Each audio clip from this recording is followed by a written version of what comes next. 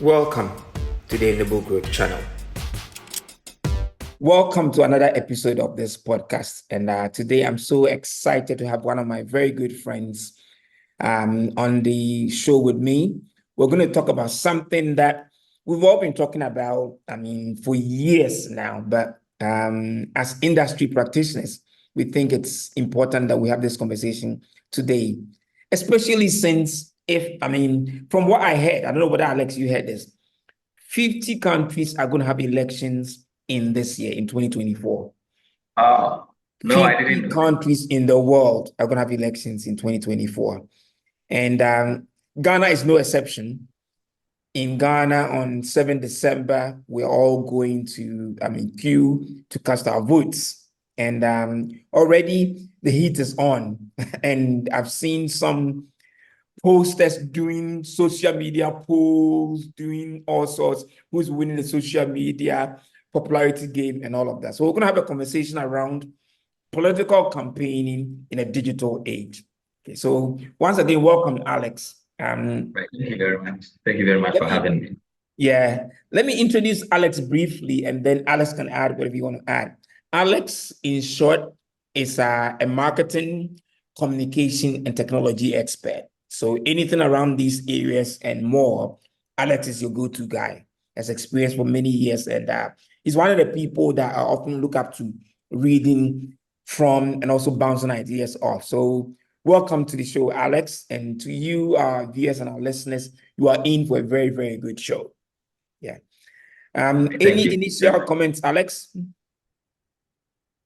Oh, thank you for having me. I'm looking forward to an exciting conversation, something that our audience will really take something from and something that will work for them as they implement those things. Yes. Excellent.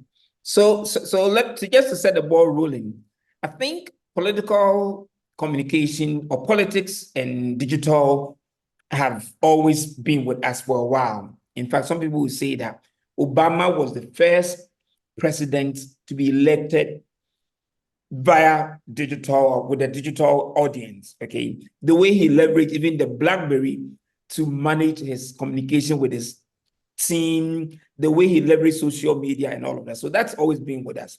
But just to set the tone, why is it so important? If you look at just Ghana, for example, why is it so important in this particular year? Why is the role of digital in campaigning so important in this year? Thank you. So I think first of all, it's with the number of people who are online now. So what I mean by number of people who are online is the internet penetration. If I even have to isolate Ghana, I think over the years, we've seen the internet penetration go up. But from the last time we had an election, that is 2020 till now, that is 4 years ago, 4 years from the 2020, it has really shot up from 50 to 50% penetration to 72% penetration. Yeah. So this is this. If you met 10 people in 2020, half of them will be accessing the internet. If you met those same people, 10 people today, 7 of them is accessing the internet. So it means there are a lot more people online now, and that is where you can reach your electorate. So primarily, that is for me what makes it very important for elections for this year. Yeah, and I think to break it down, the other significant factor within this is that this generation or this segment, kind of like profile of electorate who are active online, also are people who don't go to what we call traditional rallies, don't go and wait for hours to, have somebody come and speak to them. Okay, I often put it this way: they expect you, the politician, to have an online presence and engage them on the platforms where they are. Okay, because that's where their go-to is online, the phone, social media. Yes. So it's important that you meet them where they are. Yes. So just to add to this, apart from the rallies that people will attend, apart from even getting information on traditional media, every time anybody wants to confirm something, they will go online. Yes. And yes, so it's the numbers for me. There are a lot more people on there. The people stay a lot more longer. There are so many apps now that don't even make you comfortable when you want to leave those apps. You always want to be on there. Yeah. So primarily for me, the numbers have increased. People are spending a lot more time. That is where you can actually reach the younger generation who, like you mentioned, don't like to go to rallies, on-ground rallies and all that. Yes. Yeah. I mean, and that's very true. I mean, just to add to that as well, again, every smart political, strategist will tell you that elections are won by your appeal to the undecided and first-time voters. And again, you will find that this segment, this part of the electorate, are often undecided. And they are first-time voters. For example, a lot of them, and we've seen it in Ghana, we'll delve into it. A lot of this generation, the youth, the Gen Zs, are people who have lived elsewhere or have been exposed to their peers, what they've done outside, the advocacy and all the campaigning they've done. And so they are not people who are going to commit their votes to, in Ghana terms, NPP or NDC automatically. They want you to give them a reason to vote for you. Exactly. So, like you rightly said, what it is that there are a section of the electorates who are for a particular party and another section for other political parties. Now, if all of your followers as a political party decide to vote for you, you won't get the 50+1%. You won't get it. So you definitely need the undecided, those who don't belong to any political party. And these people who will not come for your rally. Your rallies are attended by your people. So you to go to them, you have to reach out to them.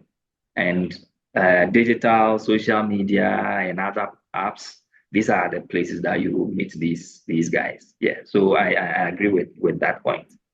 Okay, excellent. So that sets the tone for us. Now let's look back at how it's been leveraged in Ghana. So how have over the years our politicians used social media in their campaigning in Ghana? I mean, anything you want to share? I think what I have noticed over the years, I actually started monitoring this from 2020 when we had our general elections. I wrote an article on that, which was published on CTFM. Yes, I remember that. Yeah. Yes.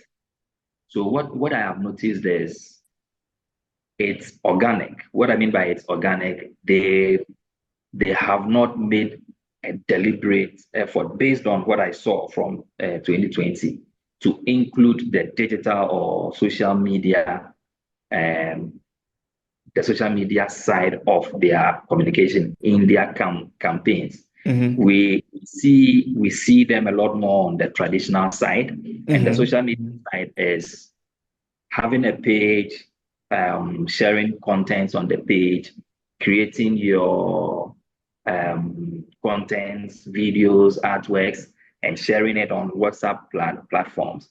But I've really not, maybe they are doing it, but I have not seen it. But I have really not seen a deliberate attempt to use social media to convince people to your side. I have not seen that. So that's my comment on that. I think you are right. And that's why this discussion is important. What I've also seen them doing is to create an online presence. So yes, we have a page. It's like a tick box. Everybody says that if you're going to contest in an election, you need to have a social media account. So we've created a page and they use it like a bully pulpit or like their own platform where they only create awareness. So for example, today I went to visit this person, tomorrow I'm going to do this and that, just to create awareness, communicate. But that's not proper campaigning. Not enough. Yeah, that's not enough. There's a whole lot more to political campaigning. Plus, one of the things that I've seen, and that's where some of our friends who are doing all these polls, I mean, lately, are somehow getting it wrong, is that they're looking at the number of followers and using it to kind of like make some deductions and say that, okay, this person is more popular, has more following, so he's likely to lead, all those things. But we as experts know that following is not enough. It's the engagement and the conversion. So you may have a large fan base online, but that might even include your competitors because they want to know what you are doing. Exactly. Following you Exactly. is very, very different from me deciding to vote for you or to support you. Yeah. Do you want to elaborate on that one? Yes, I'll touch a bit on that. So, in the article I wrote back in 2020, I indicated something in there that a lot of the communication. So let me first tackle it from the following bit. Yeah. Your followers, like you rightly said, they are all not people who like you. They are not people who agree with you. They are all not people who do what you ask them to do, right? They may have followed you for one reason or the other. So even though it can be a form of an insight, but you really need to drill further down to be able to get who really wants to vote for you or who really is going to vote for you. So you may have your followers, your competitor may have their followers, but the fact that you have more followers than your competitor doesn't mean that you are going to win the election at the end of the day. But it is how you are able to convince people to convert them to you. Somebody may be at the other side, but your messaging reaching them is able to convince them to on the day vote for you. Now, the next step after convincing somebody to vote for you, so the person is at home, he's rooting for candidate A. But does the person really want to go and join the queue and vote? That's another thing. So I think for a lot of the communication, aside convincing the people to believe in you, these candidates would have to convince the people to leave their homes and go and vote. Because I think over the years, I've also noticed that the number of registered voters compared to the number of people who actually vote, there is always a huge gap. Yeah. So if you're able to convince for them to move to the polling station on the day, that would be a plus. Yeah. And I think the way we often describe it in the business, in politics, is that get your votes out. Yes. So get the people out there, not just say they support you, but get them out there to go and cast their votes, go and queue early to do it. We've seen how, I mean, if we can bring in other examples, one of the reasons why Trump lost in 2020 and still can't believe it is the fact that the Democrats were telling people, send your mail-in ballots. So they sent their ballots in very early. Trump was telling his people, no, you don't, mail-in ballots won't count, all those things. And so before he knew it, the Democrats had already mobilized their people to send in their votes. They were not mainly waiting to go and queue. And that's very, very important. Okay. Just to also add to that piece, and it's very, very important. The other fact also is that the fact that somebody doesn't support your competitor doesn't mean that they are going to vote for you. You need to give them a reason to support you and make that conscious decision that on this day, I will go out there to vote. Because not everybody in Ghana, like we know, people will have to go and sit in a queue for hours. Give them a reason to do that. Do that, yes. And this is where your messaging is important. Exactly. That is very, very key. Now, the other thing I expect political parties or candidates to do is to really understand the people they are sending their messages to or the people they want to communicate with. You don't say something to everybody. You don't share one message to everybody. I think there is a precedence. Again, I'll refer to Trump. I think when he won the election, one of the things that 2016. Yeah. yes, one of the things that it's been reported a number of times by I think the New York Times, BBC, is how they really, really maximize social media in terms of targeted communication. Yes. And to the point where there are even cases of data breach where the people themselves did not know they were being convinced at Yes. the time being convinced because different messages were shared with different people with different personas. They checked people's personality types. They checked what they like, what they don't like, how they will receive different kinds of messages. So you may want to deliver a particular message, but the communication needs to change. You don't tell people of the South the same things you are telling people of the North, or you don't tell your Exactly. followers the same thing you are telling the people who are undecided. So that's one thing I would expect the candidates and the political parties to implement. Yeah, I like that. And I think what you're talking about there was, I mean, where Facebook and Cambridge Analytica were Exactly. doing a lot to support them. Let's bring it home. So even in Ghana, for example, the thing about social media is that it allows you to be able to target more accurately. So like you're saying, you target your message to specific people. So maybe the issues in Accra, for example, may be very different from the issues in, let's say, Bepe in the Volta region. Good. So how do you serve ads to these people in the right way with your comms? This is where digital becomes very, very effective. Okay, because the segmentation and the targeting is very, very accurate. You can do that, unlike in traditional, where we're all watching the same TV channel, or listening to the same radio station, we hear the same ads. Or even to take it to a higher level, look at the kind of articles that people have read online and target your comms and your ads by the kind of content that they have already consumed online. So you may know the people that healthcare is important to, the people that education is important to, all those things, and target your comms, your manifesto online in that way. Exactly. Exactly. Yeah. And this can be achieved easily. You get your social media buying team Yes. to really do a little more of insight and analytics based on who is following you, who you want to target.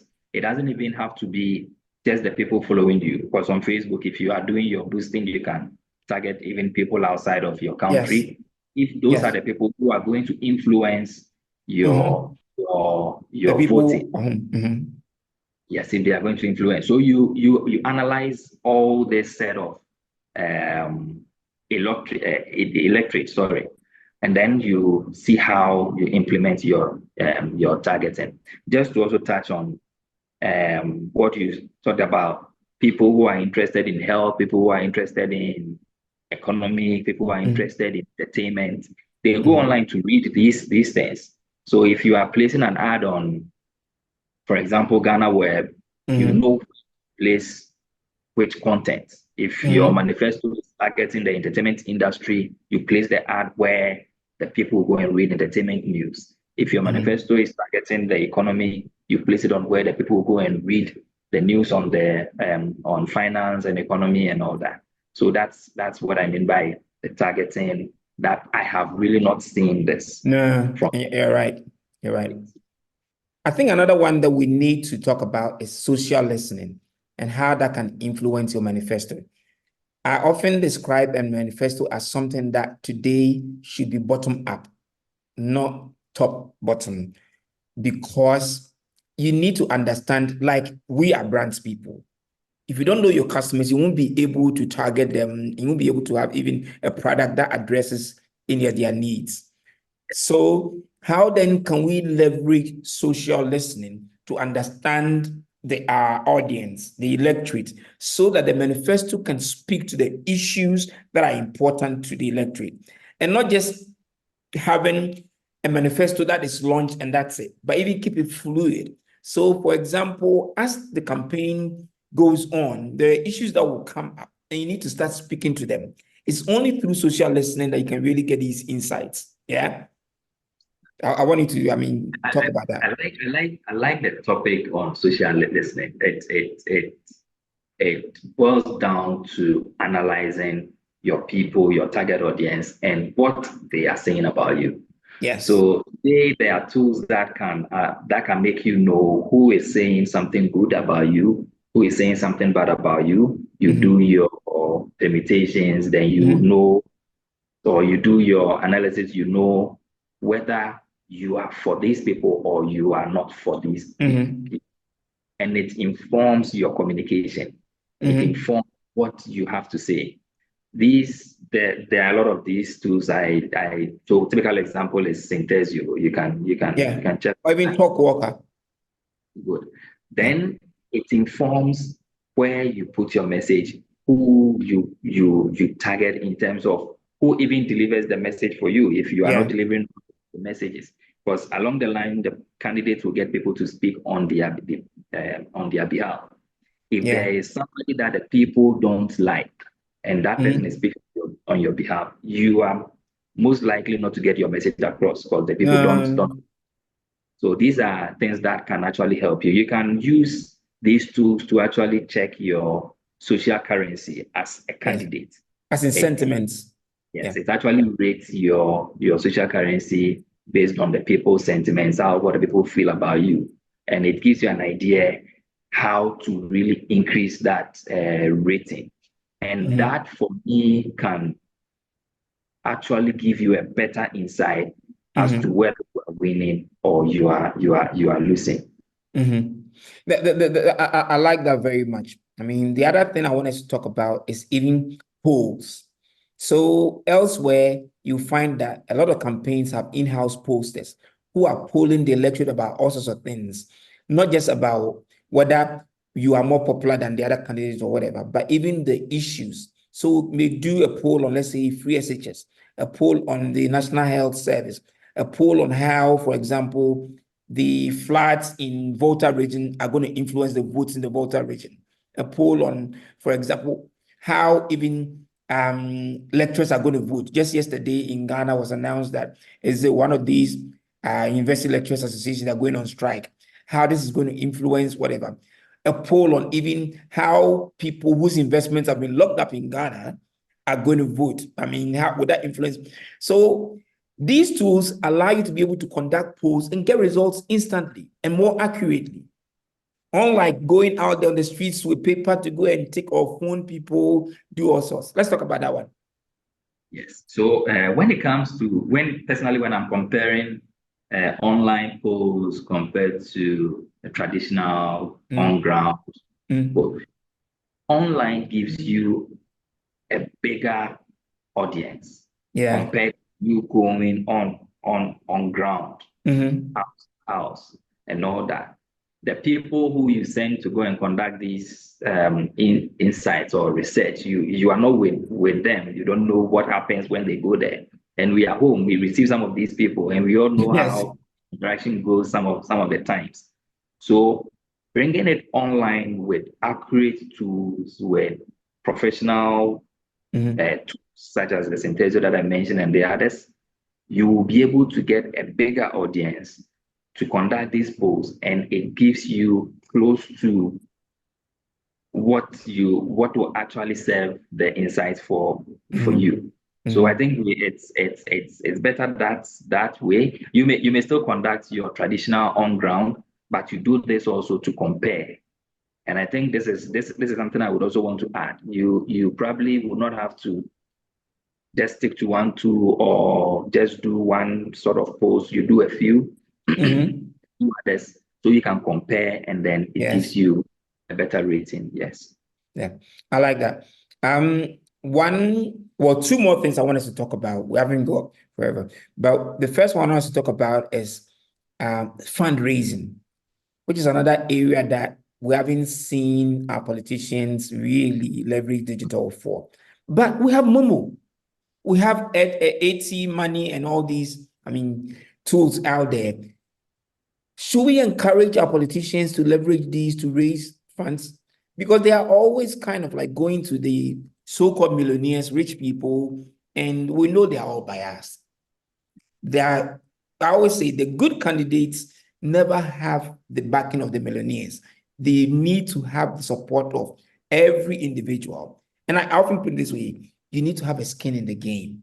If I donate to your campaign, then I feel that I need to put in the effort so you win. Otherwise, it would have been a waste for me to donate to your campaign. So should we encourage our politicians to leverage online tools for fundraising? Okay, as to whether they should do it or not do it, it is their preference. Mm-hmm. It's their preference. But if anyone wants to do it, then I won't have a problem with it. I would say you make it clear, and you kind of be a bit creative about it. Mm-hmm. There are times where we've said when I've seen some political parties that sold their own scratch cards. Uh-huh. So if their people bought the scratch cards, they indirectly donate to their party. Campaign, yeah. Yes, and that's creative. So that's something I have noticed in the past. In the past. There are a lot of platforms. I think there is even a Ghanaian own platform for fundraising apart from the Yes. GoFund Yeah. that they can utilize that as well. But as to whether they should raise funds but they are raising funds anyway. So Well, as somebody who has, advised some of these on both sides in the past, I think they should. Okay, people need to own your campaign. Okay, people need to feel that they are a part of your campaign. It's a bit like the template can be copied from the churches. See how our mega pastors are able to raise mobilize. funds from the congregations through online donation, all this, and build big auditoriums all over the place. Okay. And it's not like the church members are rich, but the church members feel that they believe in the vision of their pastor and they want to contribute to it. Okay. So for me, if you are a candidate and you feel you have a good message and you can really rally a good base, okay, why not encourage them to chip in? It could be 5 cedis, 10 cedis, whatever. I've seen it done in Kenya, another place where it's been very successful.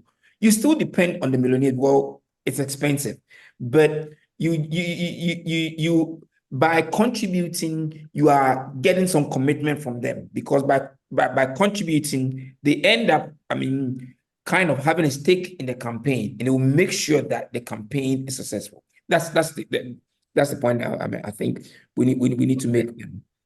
So last one here. So go on. Yeah. Just to add a little bit. So I think they all come down to how you're able to convince the people. So getting the person to donate to you is actually a good sign of getting this person to vote for you. Yeah. Like once they donate, they feel a part of you, they feel a part of the campaign. So they still need to utilize the digital channels and the social media platforms and all these targeting and how they can help to convince people. So if you are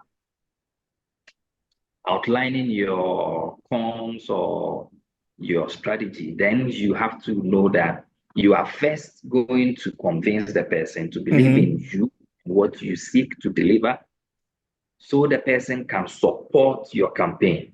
Yeah. And supporting your campaign, it is not only about the money, even though the money is also good, it is about that person also becoming a mouthpiece of yours.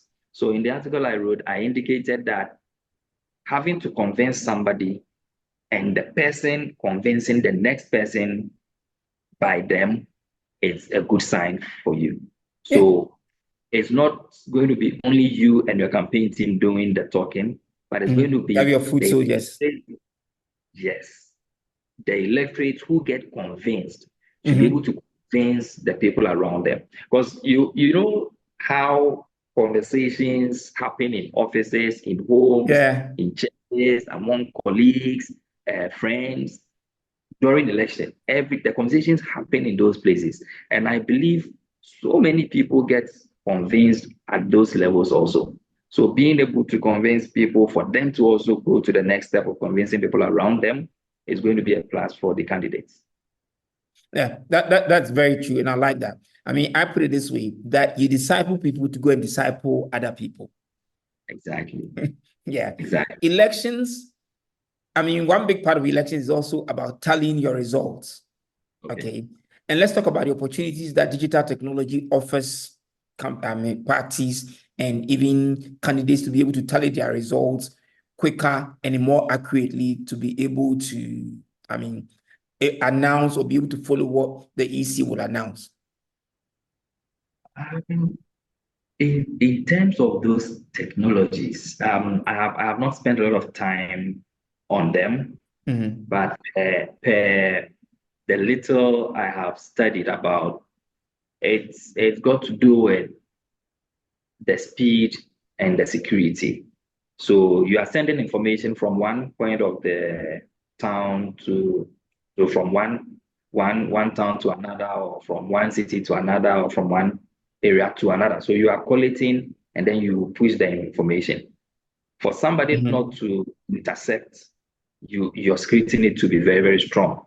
And for for your message not to also delay, you really need to Yes. have channels that assures you the speed. So Mm-hmm. these are two key things. It's to do with speed of your technology, and then the how secured your technology is. If Yeah. it is not secured, you may think your message is terminating at the other end, but it gets truncated along the line.